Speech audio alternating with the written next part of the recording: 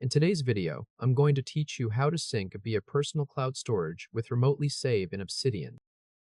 Open the Obsidian app. I'm starting from the point where the app is already installed, so once it launches, you'll be on the main dashboard. Go to the bottom left corner and click the Settings gear icon.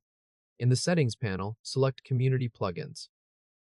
If Community Plugins are not enabled yet, click Turn on Community Plugins. This allows Obsidian to use add-ons from the Community Plugin library. Next, click Browse. In the search field, type Remotely Save.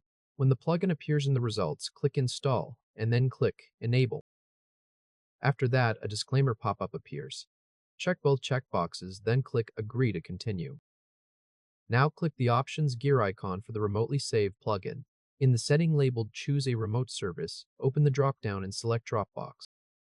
Once Dropbox is selected, click the Auth button. This opens the authorization flow in your browser. Follow the prompts to log into Dropbox. Then allow access so the plugin can connect to your cloud storage. When authorization is complete, return to Obsidian. Close the Settings window. In the left sidebar ribbon, click the Remotely Save icon, which looks like a cloud with an arrow. The sync starts right away. Wait for the icon animation to finish. When it stops, that confirms your notes have been uploaded to the app/remotely save folder in Dropbox. Now open Settings again by clicking the gear icon in the bottom left corner. Go back to the Remotely Save plugin settings. Find the option called Schedule for Auto Run. Open the interval setting and choose every 1 minute.